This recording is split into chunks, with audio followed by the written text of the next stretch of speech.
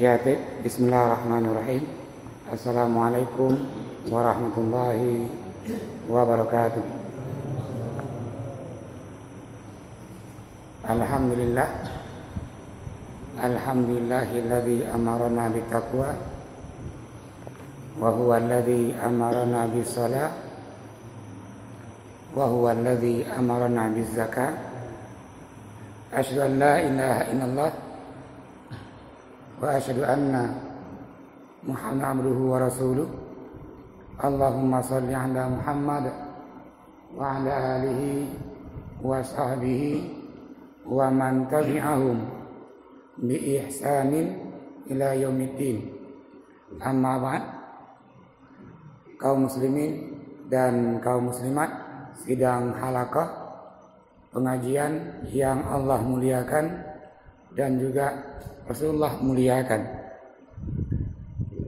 Alhamdulillah, di malam hari ini walaupun agak dingin karena hujan, kita bisa bertemu dan terus melanjutkan bahan-bahan pengajian kita. Bahkan yang jauh Darame ini, yang dari kecamatan lain juga ada, dan bahkan ini dari provinsi lain malahan. Ya, ini alhamdulillah ikut bergabung dengan ambil bagian dalam halaqah ini.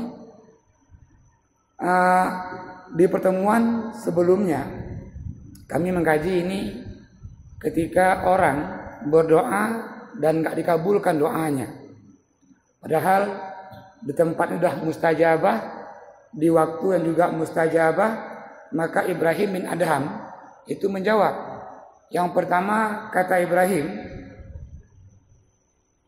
araftumullaha walam tu'addu haqqa.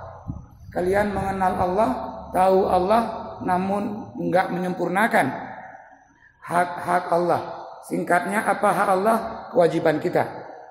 Yang kedua, ini za'amtum annakum tuhibbuna rasul wa taraktum sunnatah. Kalian mengaku bahwa kalian ini cinta Rasulullah, umat Rasulullah, namun meninggalkan sunnah Rasulullah. Yang ketiga, qara'tumul Qur'ana walam ta'malu bih. Kalian baca Al-Qur'an namun enggak mengamalkan Al-Qur'an. Hanya di bacaan, di hafalan, namun enggak mengamalkan dalam kehidupan sehari-hari. Yang keempat, akaltum ni'amallah walam tu'addu syukraha. Kalian makan nikmat-nikmat Allah, kalian nikmati karunia Allah, namun enggak bersyukur atas nikmat yang Allah berikan.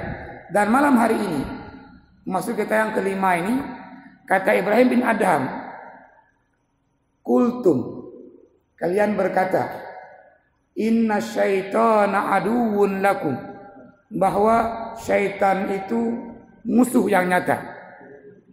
Walam tukhalifuhu, namun kalian tak pernah berusaha menjauhi syaitan. Dan bahkan kata Ibrahim, berkawan dengan syaitan. Bapak, Ibu yang luntur hormati, di pertemuan juga minggu kemarin kita ini membahas tentang zakat. Ini dari pertanyaan juga jamaah, namun juga zakat dalam satu pertemuan nggak selesai dia. Kami di Ialang sudah 8 pertemuan, karena ada habis loh. Apalagi semalam. Nanti ini kita sampaikan dulu nih tentang nasihat Ibrahim satu dulu. Nanti jika ada pertanyaan tentang zakat, kita sambung lagi Pak Kecil. Mungkin memang pertemuan memang nggak puas dan juga nggak selesai, dan betul adanya pengalaman di Ialang 8 pertemuan itu juga nggak selesai. Bapak Ibu yang luntur hormati, tadi kata Ibrahim, kultum inna syaitana aduwwun lakum. Dia mengatakan, mengakui bahwa syaitan itu musuh. Maka pertanyaan yang pertama adalah, siapa itu syaitan? Apakah sama syaitan dengan jin? Apakah sama syaitan dengan iblis. Yang pertama, ada ayat yang masyhur di kalangan kita ini dan semua kita hafal, wa ma khalaqtul jinna wal ins illa liya'budun. Dan kata Allah, tidaklah aku ciptakan jin dan manusia kecuali dengan satu tugas, satu kewajiban, yaitu beribadah. Kalau begitu, jin sama dengan kita. Jin sama dengan manusia. Perintah Allah ke kaum jin ini, ke makhluk jin juga sama, yaitu mengabdi, beribadah kepada Allah. Maka kalau hanya jin, secara bahasa dia jin ini sesuatu yang tertutup, sesuatu yang nggak nampak, itu jin. Maka jin nggak dapat dilihat dengan mata biasa. Selanjutnya juga jin ini nanti ada yang baik, ada yang nggak baik, sama seperti manusia. Ada yang baik, ada yang pencuri, ada yang penjahat, ada yang perampok. Dan juga kata Bang Mahdi, ada yang pencuri dalam salat. Kata Bang Marwan, siapakah pencuri salat menyimpan kehidupan sehari-hari, sampai dalam salat pun mencuri. Dalam kehidupan sehari-hari memenuhi kebutuhan roh, mencuri. Kalaupun dia sholat juga mencuri sholatnya. Maka kata Rasulullah, inna aswa'an nas, manusia yang paling buruk adalah pencuri dalam sholat. Rasul melanjutkan, siapa yang dimaksud dengan pencuri dalam sholat? Orang-orang yang gak sempurna rukunya, yang gak sempurna sujudnya, belum habis bacaannya, belum rata punggungnya ketika ruku, baru setengah dia udah baik lagi. Ini contoh orang-orang pencuri dalam sholat. Ketika dia sujud, 7 anggota tubuhnya nggak menyentuh tempat sujud. Ketika orang sujud, 7 anggota tubuhnya nggak menyentuh, maka dia termasuk ini orang yang mencuri dalam sholat.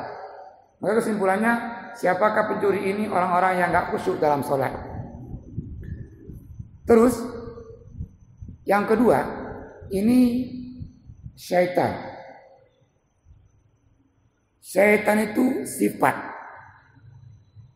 Ketika jin tadi jahat, maka maksudnya golongannya ini syaitan.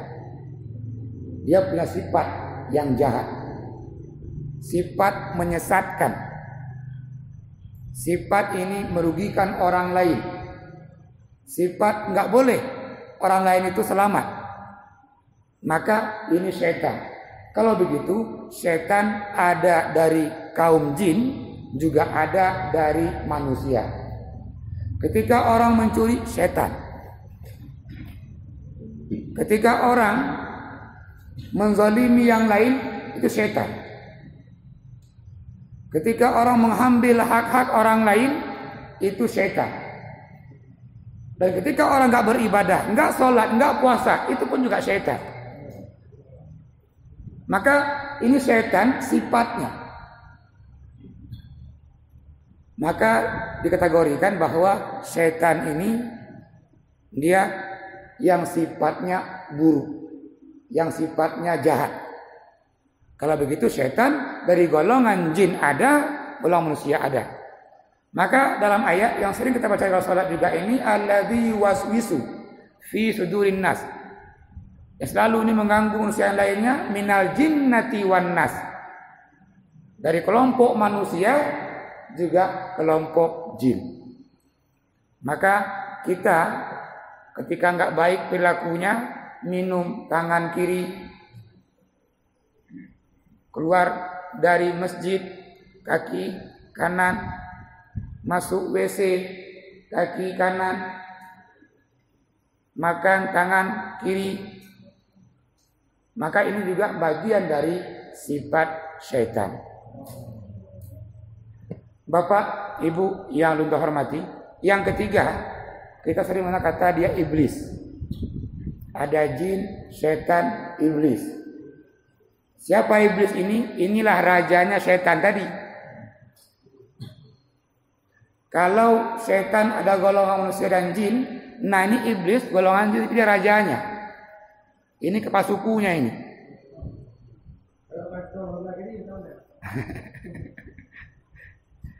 Ada dia begini Pak Ilmu.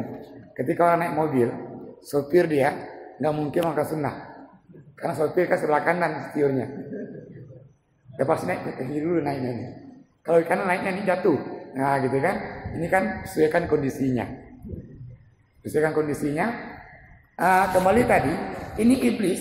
Iblis adalah rajanya syaitan. Dalam surah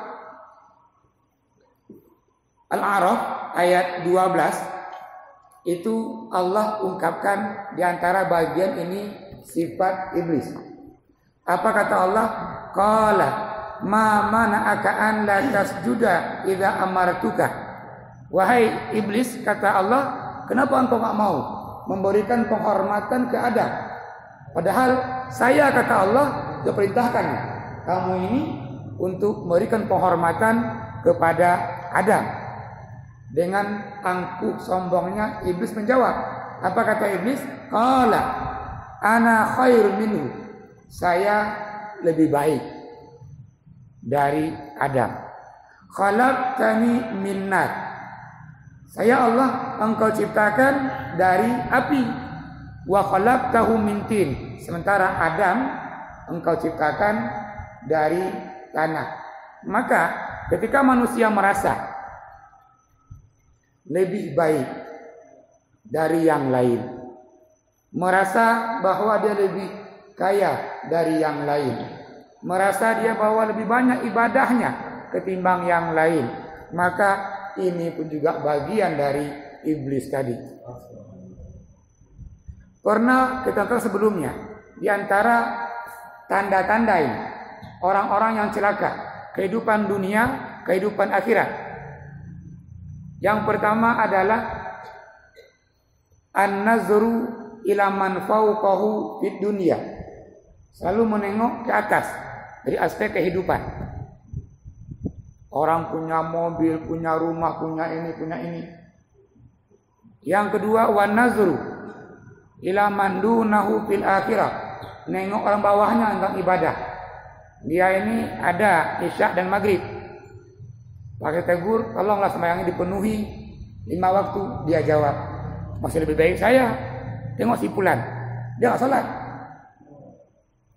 Saya mendingan ada 2 waktu maghrib isya. Dia subuh nggak ada, isya juga nggak ada.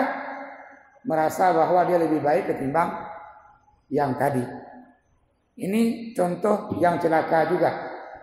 Yang ketiga, merasa bahwa dia banyak ibadah, banyak amalan.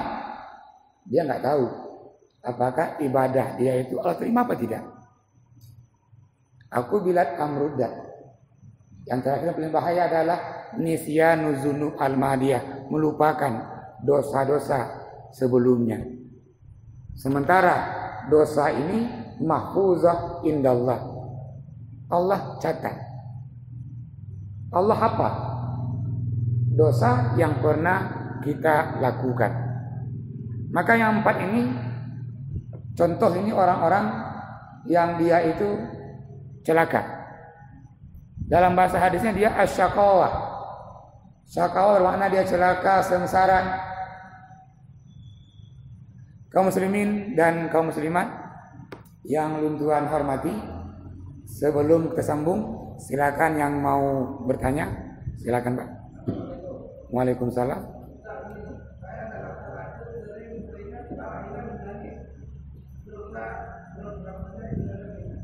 Ya.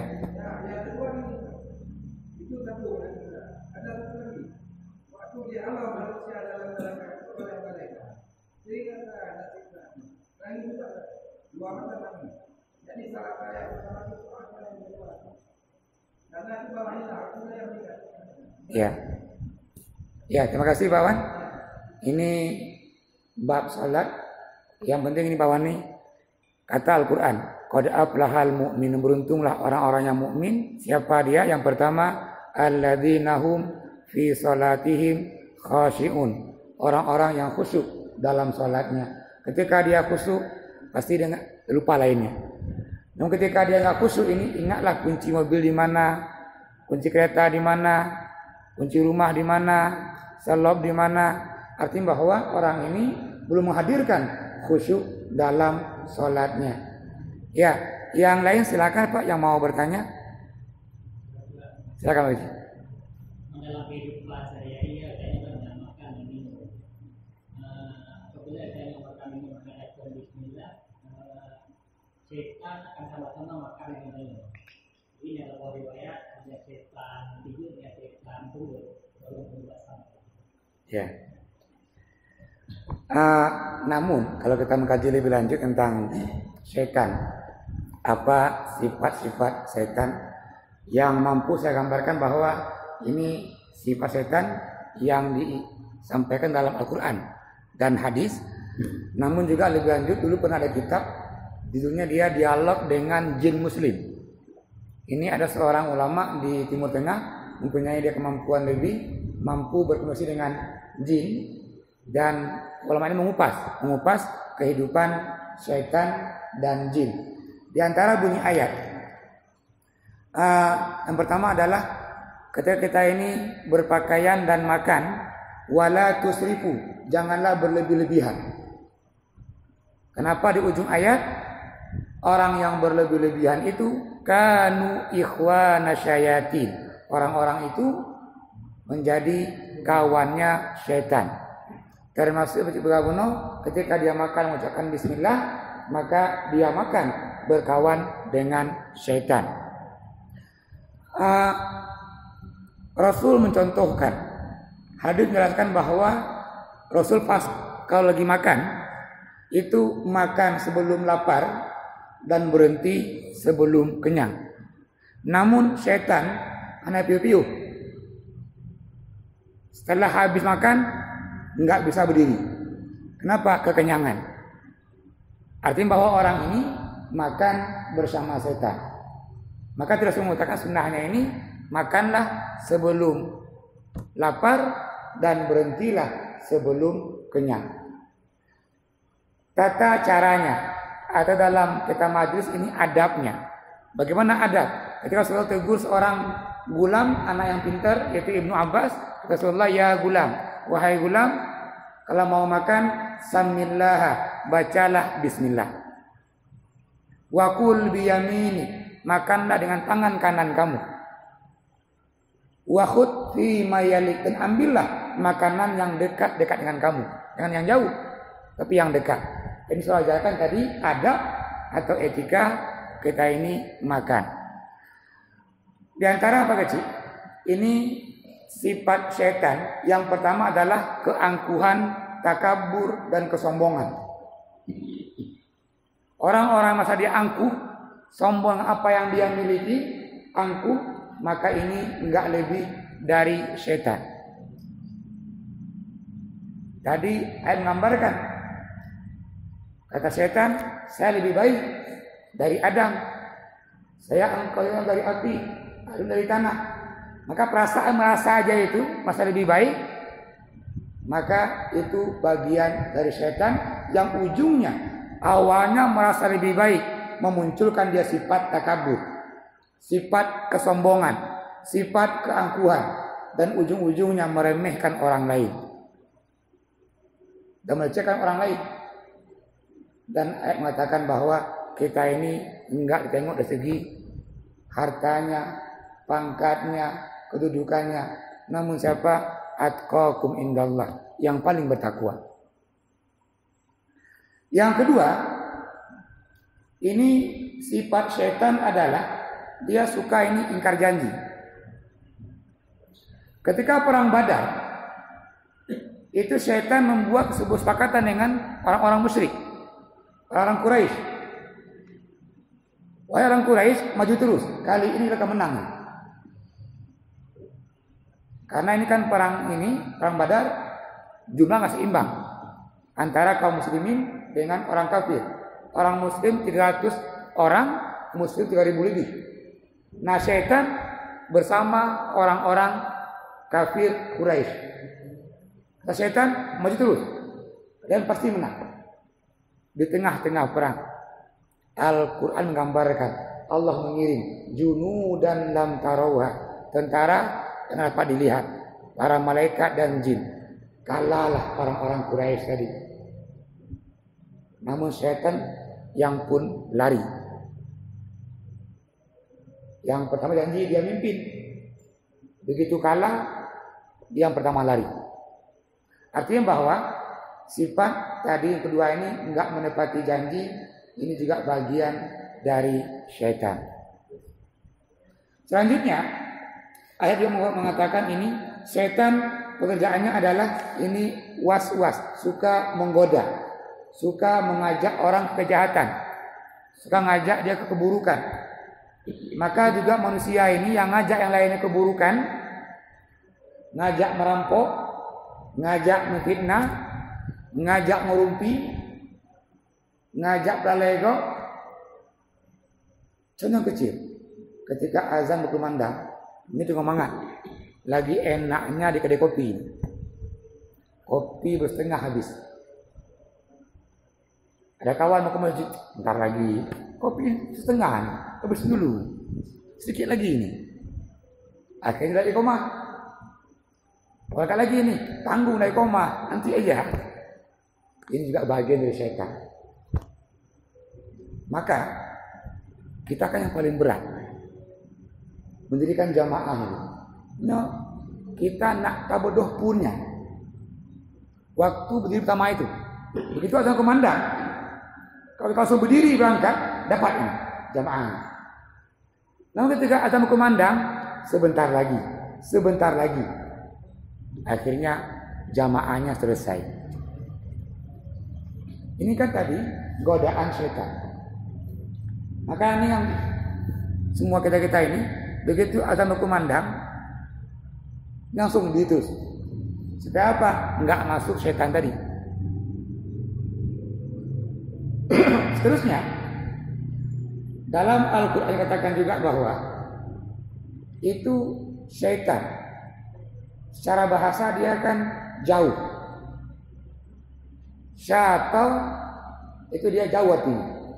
Maknanya syaitan itu orang-orang yang jauh dari petunjuk Allah atau jin yang jauh dari petunjuk Allah, itu syaitan. Maka syaitan itu mengajak dia untuk jauh dari jamaah. Maka hadis ini dipegang oleh Imam Nawawi. Kalau seandainya ma fi qaryatin aw balad, ma min qaryatin aw balad, seandainya sekampung itu la tuqamu fihi jamaah, tidak mendirikan salat jamaah, di ujung hadis illa istawwaza alaihim syaitan, maka syaitan akan menguasai kampung itu. Maka fitnah merajalela, saling menjatuhkan, saling membenci. Maka ini saling menjelekkan. Kenapa? Jamaahnya enggak berdiri. Ini hadis yang menjelaskan. Terus diantara juga sifat dari syaitan tadi, dia ini adalah suka menipu. Karena tipu daya bagian dari sifat syaitan. Hadis ini menjelaskan tentang tipu daya ini juga surah An-Nisa ayat 76 juga menjelaskan bagaimana tipu daya syaitan ini. Maka yang suka menipu enggak lebih dari syaitan. Terus di akhirnya Pak Kecil tadi ada dia yang kurus, ada dia yang gemuk. Ini syaitan menggoda kita ini yang baik-baik ini sesuai dengan level-levelnya juga. Kalau orangnya ustaz, maka syaitan dikirim juga ini levelnya juga ustaz. Kalau ini yang digodanya adalah tengku, maka syaitan yang menggoda tengku juga ini. Kalau ini Pak Kecil, yang dikirim level menggoda Pak Kecil juga levelnya. Artinya selevel ini. Syaitan yang dikirim diutus untuk menggoda kita ini. Maka hari ini banyak pejabat kita ini yang terjebak terjebak dengan godaan syaitan. Maka itu kan rutan Salemba, tanah KPK sudah penuh dengan para pejabat yang tertipu oleh syaitan. Kan sebelum naik jadi menteri, jadi gubernur, jadi bupati, orang baik-baik semua orang baik-baik. Seandainya orang ini nggak terpilih, kalau dia baik terpilih. Namun ketika dia menjabat ini, syaitan datang menggoda. Apakah kita lebih baik dari mereka? Belum tentu. Kita hari ini mungkin karena nggak punya peluang kita hari ini. Nggak punya peluang ini. Pasti goda dengan proyek ini, tergoda juga ini syaitan. Jadi bersyukurlah yang kita hari ini bukan pejabat. Syukuri ini. Kita nggak pejabat. Yang rentan dengan godaan tadi. Coba bayangkan tukang becak. Emang kayak capek aja dia. Kena matahari, kena hujan. Kita tengok malamnya, pulangnya nyenyak tidurnya. Subuh bangun, sembahyang lagi. Nggak ada besar. Tapi yang pejabat-pejabat tadi, jam 12 malam, jam 1 malam tidur nih. Besok ini, besok itu, macam nih. Maka tadi tukang becak lebih nyaman hidupnya. Lebih menikmati hidupnya, lebih bahagia dia. Atau petani, pagi ke sawah, sore pulang, pas maghrib ngaji, habis isya tidur. Pagi besok bangun lagi, badannya sehat, pikirannya nggak ada pikiran. Maka tengok, yang banyak penyakit dalam itu pejabat. Sakit ini, sakit itu, peneng bolak-balik. Dah apa nih? Ke minggu ke peneng. Ngapain? Cek jantung. Jantungnya berdebar-debar. Cek ini naik lagi asam urat, naik asam lambung, terus terusnya. Secara medis, itu pikiran kontak dengan lambung dia. Yang banyak pikiran, naik asam lambungnya. Yang hanya pikiran, ya gila berarti. Hanya ini juga bahwa hidup juga ini perlu. Pikiran namun nggak boleh adalah melebih-lebihkan. Maka dari ini kita nikmati yang ada hari ini, kita alhamdulillah. Tidak pejabat, bebannya nggak banyak. Namun yang pejabat ini banyak bebannya. Ya, terima kasih Pak Kecik. Jadi ini diantara tadi makna ilmunya bahwa yang dikirim pun juga selevel dengan orang-orang yang diganggu dia. Yang lain silakan yang mau bertanya. Silakan Pak Wan.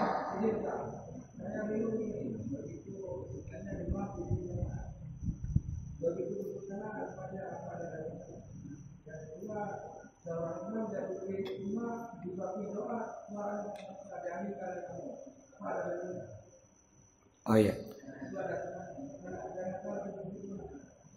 Ya, terima kasih Pak Wan. Memang Pak Wan kan, ini menyangkut masalah sholat, doa setelah sholat dan juga doa atau juga ungkapan amin tadi ini lebih tepat dikaji malam Senin di Masjid Tuha. Cuma khusus kita kaji ini bacaan sholat, dari ujung nanti dia doa sholat. Artinya lebih rinci dia dari awal sampai akhir.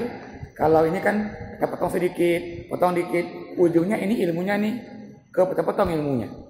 Nah, benar kan? Artinya dia enggak sistematis dia. Saran saya kalau boleh saya undang ini Pak Wan ke Masjid Tuha di malam Senin, itu bab sholat khususnya, bacaan sholat dan juga doa-doa sholat. Yang lain silakan Pak yang mau bertanya. Masih kita ini di perilaku syaitan, silakan Pak.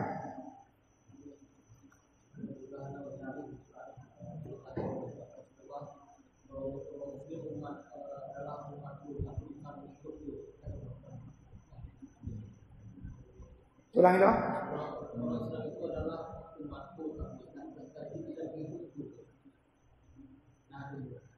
Iya. Emang ini banyak hadis yang menjelaskan tentang ittiba dengan taklid. Artinya ketika dia bahasa bahwa ketika orang mengikuti tanpa tahu dalilnya, tanpa tahu sebabnya, itu disebut dengan taklid. Apa taklid? Ikut babi buta.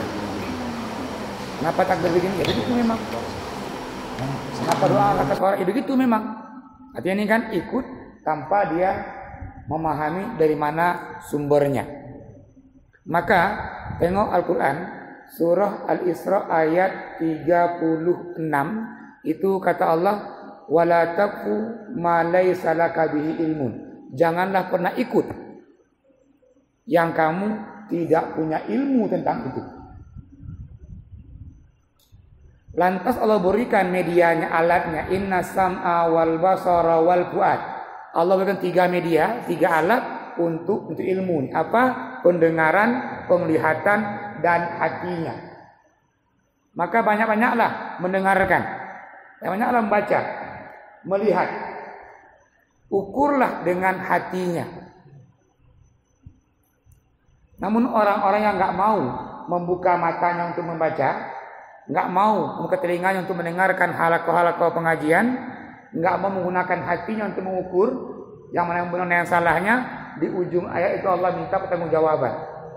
Nanti Allah minta pertanggungjawaban telinganya, matanya, dan hatinya. Namun siapakah pengikut Nabi Muhammad yang ikut dia sunnahnya? Artinya yang mengamalkan sunnah Rasulullah. Yang mana yang sunnah? Ini beda antara sunat dengan sunnah. Kalau yang sunat, mayusabu ala fi'li. Ini saya pikir. Sunat adalah yang diberikan pahala dia kalau mengerjakannya. Wala yu'aqabu ala tarkihi. Dan tidak diberikan hukuman kalau meninggalkannya. Itu sunat. Namun yang sunnah adalah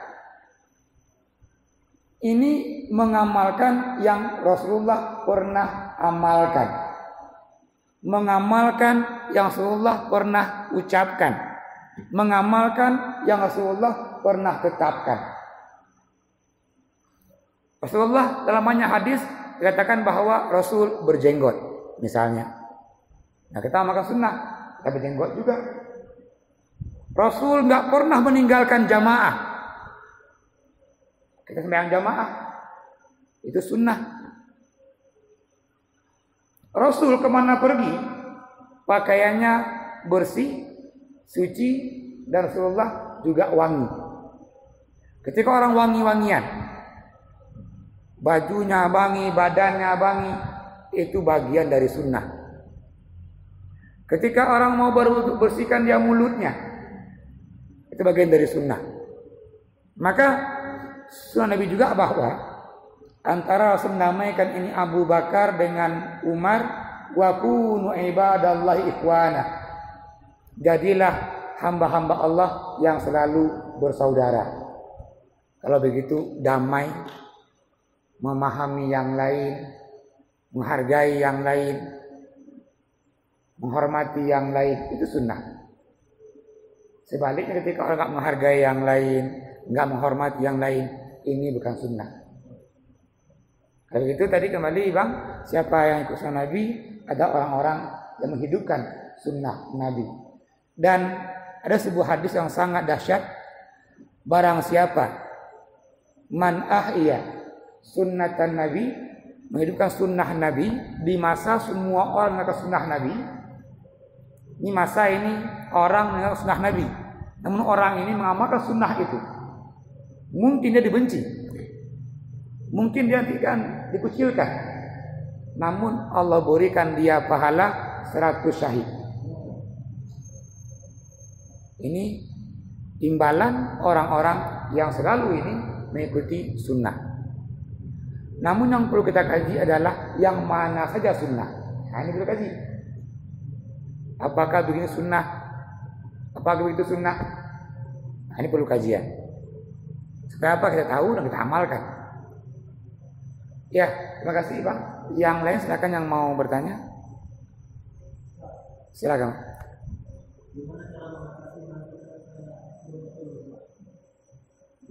Mengatasi? Ya. Terima kasih, betul. Yang pertama, kenapa kita ini imannya naik turun? Karena iman itu dia bersemenyam dalam kolbun. Itu hati. Dalam bahasa Arab disebut dia dengan kolbun. Apa itu artinya kolbun? Kolaba, bolak-balik dia. Itu dia kolbun. Pagi suka sama orang ini, siang gak suka lagi. Sudah benci. Ini hati. Maka kenapa iman kita ini naik turun bang? Ini faktornya. Faktor hatinya. Nah pertanyaannya adalah bagaimana caranya biar iman ini stabil? Hadis mengatakan bahwa al-imanu yazidu wa yanqus. Iman itu dia naik turun. Yaziduhu bitta'ah. Kalau mau stabil imannya, maka perbanyaklah ketaatan. Semakin taat kita ini, semakin naik imannya. Kain jamaah, terus jamaah ini berkawan dengan orang yang baik-baik. Apa untungnya? Kita kaum orang yang baik, pasti diajak ke kebaikan. Atau sebuah contoh, ketika orang berkawan tukang ikan, maka bau ikan. Yang berkawan dia tukang minyak wangi, maka bau minyak wangi. Maka perlu ini memilih kawan. Seorang khalifah namanya Sayyidina Ali karamallahu wajhah. Itu beliau katakan, kalau engkau mau berkawan, la tashabanna, jangan pernah berkawan illa taqiyyan, kecuali yang pertama ini orang-orang yang bertakwa. Supaya apa? Ketakwaannya terus naik. Illa taqiyyan. Yang kedua, muhazzaban. Makna muhazzab ini orang-orang yang beradab, yang berakhlak. Jadi berkawanlah kamu orang yang bertakwa dan juga orang-orang yang dia berakhlak. Baik akhlaknya. Berkawan dengan pencuri, kita pun juga pencuri. Kalau begitu kawan orang-orang yang baik akhlaknya tadi, supaya apa ini? Kita pun juga baik akhlaknya. Yang ketiga, berkawan dengan afifan. Kata Sayyidina Ali, afif. Apa afif ini? Orang-orang pemaaf. Kalau kita berkawan dengan orang yang tak pemaaf, nggak langgeng, nggak lama ini.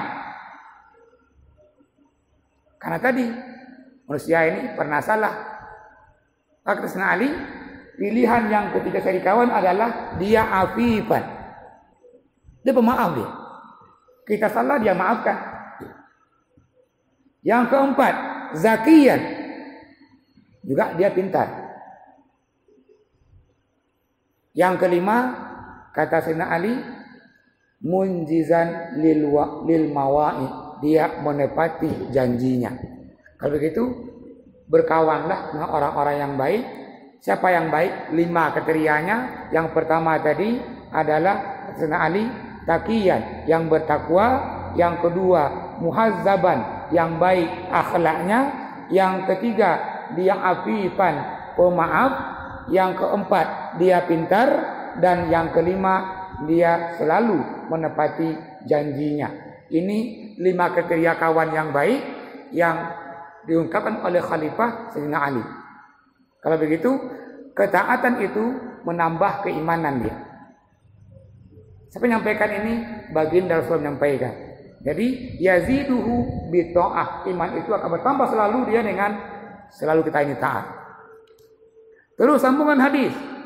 Kata Rasulullah, wayang kusubil maksiyah, maka iman itu akan terus berkurang dia setiap kemaksiatan yang kita lakukan. Coba bandingkan, rasakan seminggu kita berjamaah terus, perasaan hati tenang, kita nggak gelisah, nyaman. 2 hari nggak jamaah, itu mulai perasaan nggak nyaman. Tapi kah 2 minggu nggak berjamaah, daman dia nih, nggak apa lagi. Ini kan tadi bahwa perlu dia kawan-kawan yang baik Namun setiap kemaksiatan yang kita lakukan itu dia menambah turunnya iman kita ini. Maka kalau tanya seorang pencuri atau perampok, itu di awal dia mencuri, dia tetap ketakutan. Takut dengan dosa, takut ketahuan, takut di penjara. Yang kedua, takut juga, namun takut berkurang dia. Yang ketiga, takut lagi dia. Yang keempat, ketagihan dia. Yang kelima, masih bodoh lagi ya. Maka ini kembali tadi ini kebiasaannya. Maka kalau begitu, setiap maksiat yang kita kerjakan ini akan mengurangi dia iman yang kita miliki. Kembali tadi kita kunci bagaimana iman kita ini biar terus bertambah. Maka pertama adalah perbanyak ketaatan. Ingat bahwa dalam ketaatan itu ada kebahagiaan dunia dan akhirat. Yang kedua, pilihlah kawan yang baik. Supaya apa? Kita lupa ada yang negur. Yuk jamaah, yuk ke masjid. Ada yang negur. Yang ketiga, tinggalkan kemaksiatan.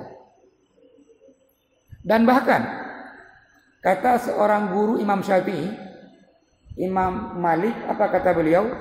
Seketika Imam Syafi'i melapor ke gurunya Imam Malik. Sakautu ila Waqi su'al hifzi. Imam Syafi'i mengatakan, ya Imam Malik, ya guru saya ini kan susah kali menghafal nih. Kata Imam Malik, tarkul ma'asi. Wahai Syafi'i, tinggalkan maksiatan. Artinya tadi juga bahwa kemaksiatan itu juga mengganggu ingatan kita ini. Terus kata Imam Malik lagi, fa arsyadani ila tarkil ma'asi li'anna al-ilma nur wa nurullah la yuhda lil 'asi. Kata guru Imam Syafi'i, itu ilmu adalah cahaya Allah. Dan cahaya Allah ini enggak Allah berikan kepada orang-orang yang berbuat maksiat. Maka yang ketiga tadi kuncinya tinggalkan kemaksiatan untuk menjaga keimanan. Kita berdoa sama kita nanti bang, ini mandungan nahinonyo Allah berikan sampai di akhir hayat nanti datuk udip ini dengan husnul khatimah. Amin amin ya rabbal alamin. Terima kasih bang. Ya, silakan Pak yang mau bertanya. Ya, sambil menunggu pertanyaan, ungkapan Ibrahim bin Adham yang ke-6 itu adalah kultum innal jannah haqqun walam ta'malu bi. Kalian katakan bahwa neraka itu pasti adanya, dia hak, namun kalian enggak pernah mempersiapkan diri untuk ditempatkan dalam surganya. Yang ketujuh lawannya, dia katakan juga bahwa neraka itu pasti, neraka itu hak, namun kalian enggak pernah amalnya meninggalkan menjauhi neraka itu, dan bahkan amalnya sering dekat-dekat dengan neraka itu. Ini ada 4 jam. Contoh, yang hari ini dianggap sudah hal yang biasa, dianggap hal yang benar mungkin. Kenapa banyak orang melakukannya? Hari ini orang membeli kulkas kredit, membeli rumah kredit, beli dia kendaraan kredit. Keimanan juga akan kita jaga tadi selama kita ini makanan kita, pakaian kita, kendaraan kita itu suci. Namun ketika kita menggunakan pakaian yang dia syubhat,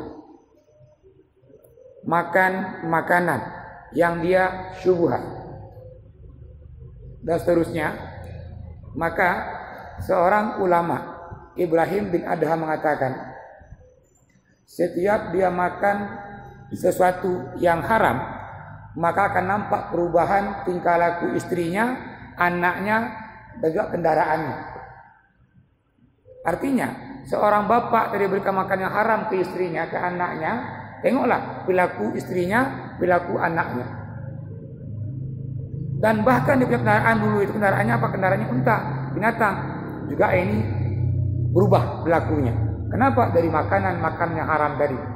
Maka hadis menjelaskan, wa kullu lahmin ma nabata minal haram fannaru aulabi. Setiap daging yang tumbuh dari makanan yang haram, maka neraka lebih layak bagi orang itu. Kalau kita hari ini nggak mampu mengatakan bahwa itu haram, katakanlah itu syubhat. Hadis sudah mengatakan dari Nu'man bin Bashir, qala Rasulullah, innal halala bayyinun, yang halal jelas, wa innal harama bayyinun, yang halal pun juga jelas, wa ma bainahuma umurun musyabihat, antara yang dua tadi ini inilah yang syubhat. Namun di ujung hadis mengatakan, jauhilah syubhat. Yang melakukan syubhat, man waqa'a fi syubhat waqa'a fil haram. Yang sering melakukan syubhat ini, maka dia terletak dalam keharaman. Yang menjaga dirinya dari syubhat, maka selamatlah kehormatannya, selamatlah agamanya. Maka Nabi contohkan sifat wara'. Apa wara' ini? Menahan diri. Nabi, dari rumah beliau ini ada kurma. Kurma rumah odro. Di atas tikar punya Nabi juga. Nabi gak makan kurma ini. Kenapa? Nabi khawatir, jangan-jangan kurma ini punya zakat. Dan Nabi, keluarga Nabi diharamkan makan zakat. Nabi menahan diri untuk makan kurma yang itu makanan pokok. Contoh wara' Nabi. Tadi kita nggak mampu mengatakan bahwa bank itu haram atau kreditnya haram, katakanlah itu syubhat. Kalau itu syubhat, jauhi. Namun kita kaji lebih lanjut dalam kitab Mughni Muhtaj, itu jilid ke-6 halaman 436. Seorang ulama namanya dia Ibnu Qudamah mengatakan, wa kullu qardin, setiap pinjaman, syarata fihi ziyadah, pinjaman itu mensyaratkan kita ini mengembalikan lebih.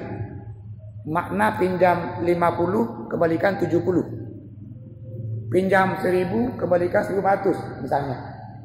Jadi setiap pinjaman yang mensyaratkan itu dia dikembalikan lebih, kata Ibnu Qudamah, fahuwa haramun, itu dia haram, li'annahu riba bil ittifaq, semua sepakat itu riba dan dia haram. Sahabat dari Anas bin Malik, Abi Hurairah, Ibnu Mas'ud, Abi Thalha mengatakan bahwa kullu qardin, setiap pinjaman, jarra fihi naf'an, pinjaman itu mesti dikembalikan lebih, fa innahu riba, ini riba yang dibersihkan oleh para sahabat. Maka hati-hati dalam hal ini, yang hari ini dianggap hal yang biasa hari ini. Ada yang katakan bahwa dengan bangga dia ini rumah saya beli kredit, mobil kredit, ini kulkas kredit, ranjang kredit. Mungkin kita tahu ke depan ini muncul nih nikah kredit. Karena ini dulu hari ini. Hampir semua perlengkapan hari ini dari TV semua ini ditawarkan dengan kredit. Maka ke depan saya terima nikahnya 10 mayang kredit. Kan ini kenapa muncul nih? Kan udah biasakan tadi kehidupan roh sabe dalam kredit. Silakan nih Ibu.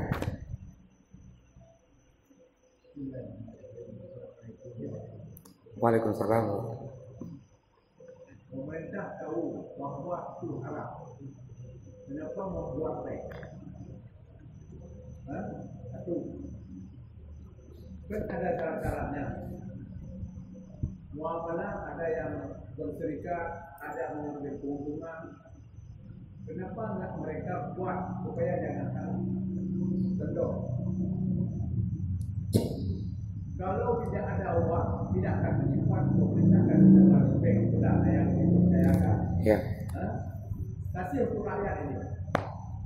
Apakah dengan berserikat, apa mau musyarakat, sudah serah. Pokoknya jangan terjebak masyarakat atau rakyat ke dalam mereka. Salah satu,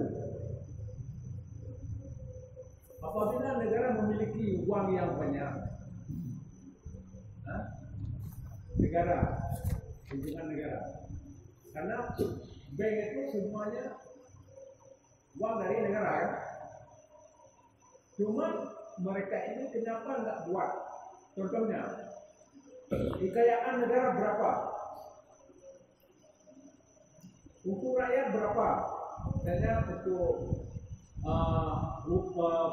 pegawai negeri contohnya, apakah untuk pendidikan, apakah untuk listrik, apakah untuk polisi, itu ditotalkan ada lebih berapa, walaupun untuk rakyat per bulan 100.000. Kenapa mereka itu tidak jelaskan sampai itu? Kalau misalnya untuk uang di bank supaya masyarakat jangan salah, taruh di bank itu, buat mereka salah. Kalau bisa jangan sampai. Ya. Pertanyaannya nih dari kalau petik lagi. Pertanyaannya kenapa mereka ini orang-orang intelek membuat juga begitu? Ya. Ini panjang jawabannya, menyangkut semua aspek. Begini, yang pertama kenapa pemerintah kita ini nggak buat sebuah keputusan, sebuah kebijakan mesti bank Islami yang dia dengan pola Islam. Dipahami bahwa kita ini Indonesia. Sedikit kali saya tambah. Sekarang kalau bahasanya Google, saya pegang Google. Berapa kekayaan Indonesia sekarang? Ya. 5.285 miliar dolar. Ya. Triliun. Dan dolar triliun lagi sebenarnya. Triliun dolar. Yang itu berapa kayak ke depan kayak dikeluarkan berapa rakyat berapa itu bulan dari protek. Ya. Makanya tadi kembali Ibu, kenapa kita hari ini pemerintah membuat sebuah keputusan. Kita pemerintahan bukan berazas Islam. Lain hal dengan Arab Saudi misalnya yang mencuri potong tangan. Ini kan hukum Islam. Nah, kita ini pemerintahan kita bukan pemerintahan Islam. Artinya ini juga pemerintahan republik. Yang kedua, inilah peran strategis. Kita ini memilih pemimpin sebenarnya. Ini kita pilih yang non muslim, berkawan terus ini nih. Maka sistem BNHB ini kapitalis. Pinjam 2 kembalikan 3. Pinjam 3 kembalikan 6. Ini kapitalis. Namun begini Pak DPMU, kalau kita ngomong secara Indonesia kan terlalu luas. Namun jikalau setiap kita ini hari ini ada mungkin nih 50 orang. 50 orang ini nggak lagi pinjam uang bank. Kita mulai dari kita. Kenapa demikian? Rasul mengatakan, Anan nabiyya idza amara amran. Nabi kalau perintahkan sebuah perintah, fa innahu bada'a binafsi. Nabi memulai perintah itu langsung beliau sendiri mulai. Terlepas dari kajian tadi Indonesia begitu luasnya, kita masing-masing ini saya nyampaikan jamaah yang mendengarkan ini, kita mulai ini. Kita nggak lagi ambil kredit. Oh, yang sudah ambil terlanjur saya ambil udah. Tapi kan ini tamakan ini, lunaskan itu nggak lagi. Atau yang hari ini mungkin belanja kredit, berhentilah. Kalau kita pakai sedikit aja semua tutup. Ini kan hukum usul fikih. Al aslu fil muamalah ibahah. Hukum dasar muamalah itu boleh. Semua boleh dasarnya. Apapun yang dijual, apapun saya boleh awalnya. Namun di ujung kaidah illa madalla dalil, kecuali kalau ada dalil yang mengatakan itu haram. Pertanyaannya, mana bingkai Yang nggak boleh kita ini jual beli yang haram. Yang pertama, jual beli mengandung dia riba. Secara riba haram. Yang kedua, jual beli mengandung dia penzaliman. Itu haram. Yang ketiga, mengandung dia al-gurur, tipuan. Itu pun juga halal. Yang keempat, dia pemaksaan. Yang terakhir, unsur judi. Sekarang kita ukur. Saya punya kawan, dia beli sepeda motor. Harganya 10 juta. Karena ini kredit 13 juta misalnya. Oke lah, yang 3 juta itu keuntungan orang jual. Kamu kira orang jual nggak untung? Tengok prosesnya. Ini dia ambil dari DP dia. Tiap bulan nyicil. Tengok, kalau terlambat dia bayar, dia kena denda. Ini bentuk pemaksaan. Artinya denda tadi nggak masuk harga awal. Setelah 8 bulan orang mampu bayar orang ini. Apa yang terjadi? Datang orang leasing ke rumah, ambil sepeda motornya. Pertanyaannya, apakah uang DP dikembalikan? Apakah uang cicil 7 bulan dikembalikan? Tidak.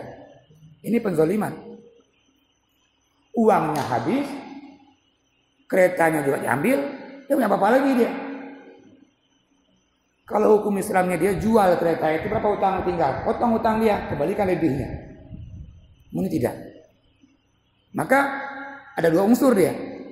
Pertama tadi pemaksaan, yang kedua penzaliman. Namun kalau jamaah mampu mengatakan itu haram, katakanlah itu subuhan. Nabi perintahkan tadi jauhi subuhan. Atau tadi lain, ini pinjam uang bank. Kita belanja ini pinjam. Pinjam uang bank 70 juta. Masa 10 tahun misalnya. Saya hitung nanti. Saya punya kawan yang uang dia 70 juta. Tutup dia masa 2 tahun tutup udah. Setahun tutup sama dia 1.100.000. Selama 2 tahun dia tutup. Dicek kemarin. 2 tahun tutup dia, per bulannya 1.100.000, baru kurang pokoknya 5 juta. Utangnya masih 65 juta. Kalau mau juta di ini 24 bulan kali juta aja 24 juta. Tambah lagi 2.400.000. Berarti kan ini 2.400.000 uang dia tutup ke bank sudah, namun pokok yang tertutup baru 5 juta. Ini kan dahsyat sekali. Maka nggak lebih ini kan rentenir yang punya izin. Model begini nih, rentenir yang dengan izin. Kita menyadari pinjam kayaknya diberikan kemudahan. Dan macakah, seorang petani pinjam uang bank, dia kena panas, dia kena hujan, dia bekerja menggaji orang yang pakai dasi, orang yang dia AC.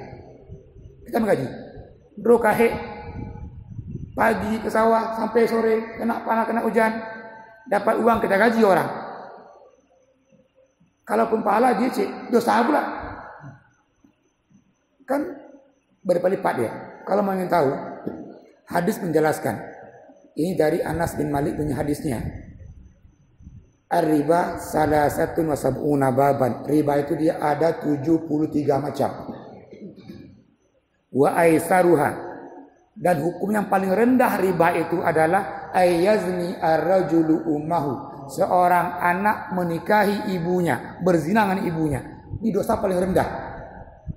Kalau itu riba dosa yang terendahnya adalah dia berzina dengan ibunya. Dahsyat. Itu dosa paling rendah dari 73 macam tadi. Maka jamaah semuanya yang keterlanjur kakek pabi hadinya lembek. Yang golong bek figo yang mana? Silakan Bang. Tahir. Silakan Bang.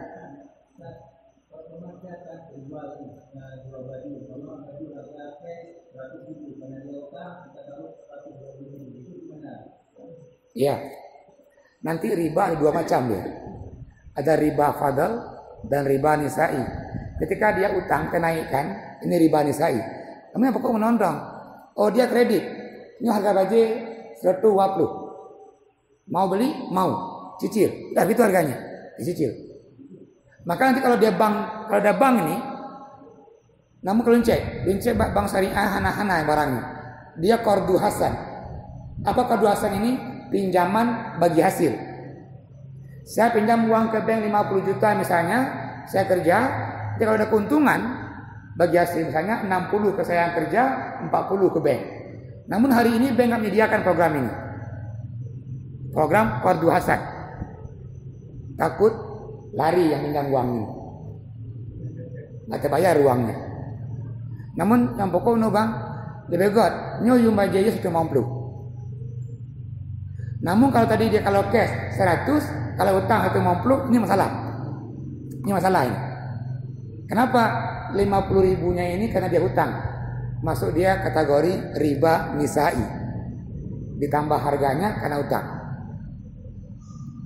Kamu untung juga Ustaz. Yang untung jangan deklama. Ini harganya 150. Hanya pegang cash sekian, utang sekian, hanya pegang. Ini cuma aja pokoknya sekian. Mau silakan. Kemenyohan B. Ada yang dibolehkan begini. Misal ada kawan perlu kereta. Dia punya duit. Kereta saya beli dulu. Saya beli kereta itu dengan bank, uang saya. Nanti kawan ini nyicil ke saya. Saya beli misalnya 12 juta. Saya jual ke dia 15 juta. Itu dibenarkan. Kenapa? Karena yang ini sudah jual beli ini. Karena di sistem pinjam jual beli. Hanya saja proses bayarnya dia kredit. Itu dibenarkan. Kita beli dulu, udah hak milik kita. Ini harganya 15 juta. Cicil sebulan misalnya juta. Kita bayar nanti ini selama 15 bulan. Itu boleh. Namun yang tadi bilang, HP penuh, HP penuh. Nanya menyekai sekian, nyutang sekian, aneh. Nah, kan ya. Masuk dia ini kategori dia riba nisai. Ya, ini menarik ini. Namun waktu pakai maaf dan ilmu. Kita biasa ini jam 9:30, ini udah galak dikit. Terakhir ya. Nah, silakan.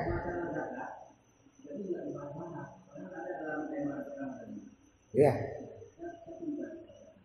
Silakan, Pak.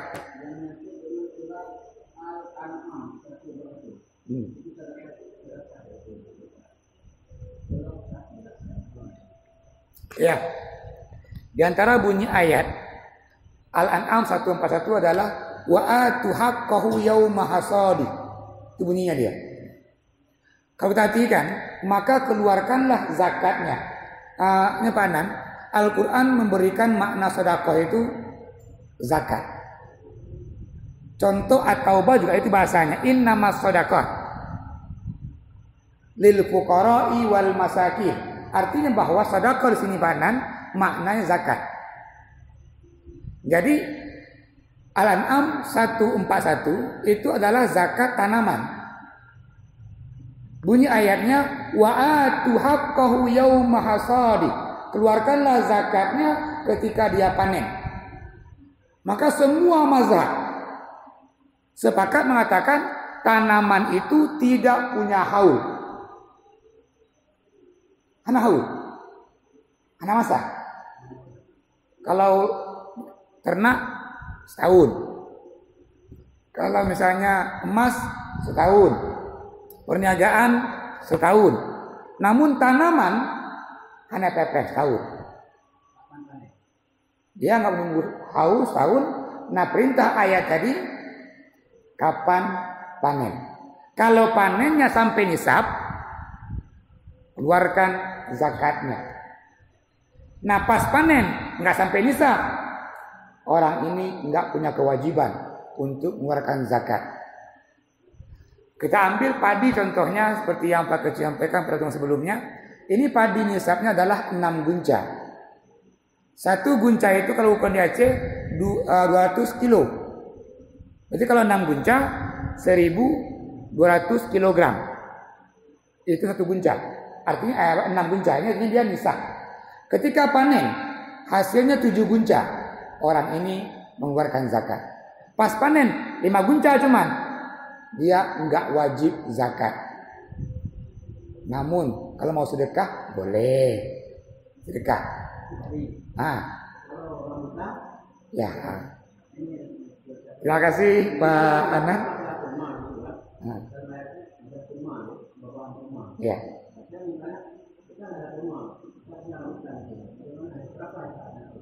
Ya, terima kasih.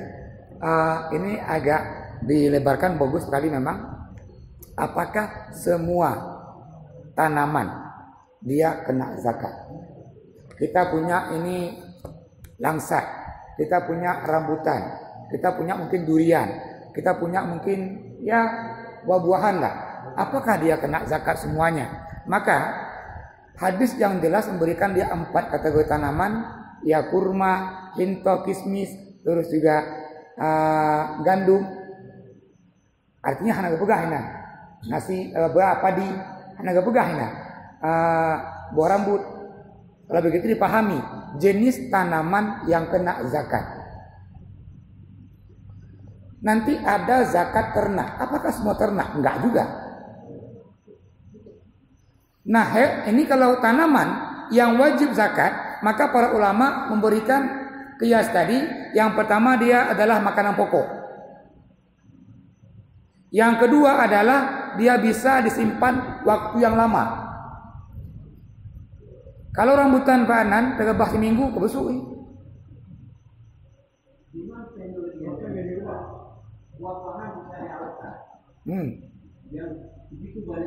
Ya. Ya, terus boleh diawetkan, mangga diawetkan, langsa diawetkan, namun buah-buahan ini tidak makanan pokok.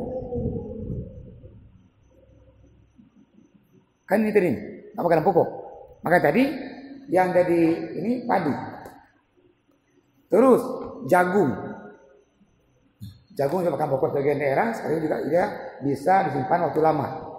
Dalam kitab Al-Mu'tamar ini, karena juga bagian buahan itu adalah tanaman, adalah jagung. Namun tadi langsat, rambutan ini enggak termasuk jenis yang dia wajib zakat. Namun orang ini menjual hasil kebunnya, banyak hasilnya, dia kena zakat usahanya nanti. Zakat tijarahnya, bukan zakat buah-buahannya. Jadi apa? Ya, ya. Nah kurma termasuk juga makanan pokok, ya, termasuk juga dia bisa disimpan dalam waktu yang lama. Namun kurma hana mungkin ini di Indonesia, seperti di Arab. Terima kasih Pak Ana. Artinya bahwa enggak semua juga ini nanti yang kita miliki kena zakat. Contoh tadi hewan ternak yang punya peliharaan ayam misalnya, peliharaan jangkrik. Apakah ayam kena zakat, jangkrik kena zakat? Kalau begitu berapa nisab ayam? Berapa ekor ayam kena zakat? Maka ini ayam dia termasuk ternak yang tidak kena zakat. Tapi yang pengusahanya kena, sapi jaronya. Atau ini pengusaha jangkrik, jangkriknya tidak kena zakat. Namun yang usaha yang jangkrik itu, nah ini dia zakat usahanya. Atau dia zakat, kalau dalam bahasa kitab dia arud tijarah. Ini zakat jual belinya. Ya terima kasih Pak Anan. Atau begini, kalau boleh biar juga terarah kita ini pengajiannya, mungkin di depan ini kita bab zakat di depan ini. Kita bab zakat saja biar sempurna begitu Pak Keci. Kamu yang tergabung lagi memang di ujung-ujung aja sih. Kalau bahasanya siku capang, siku capi. Ya, ya kan? Di depan kita bahas zakat ada di depan ini. Silakan jemaah nanti yang mau zakat biar jelas juga kenapa harus memang setelah syahadat, sholat, puasa, zakat ini keempat nih. Pokok juga sebelum haji. Maka juga kita perlu memahami juga zakat ini. Ya mohon maaf atas kekurangan. Mari tutup dengan kafarah majlis. Subhanallah. Astagfirullah wa atubu ilaik. Assalamualaikum warahmatullahi wabarakatuh.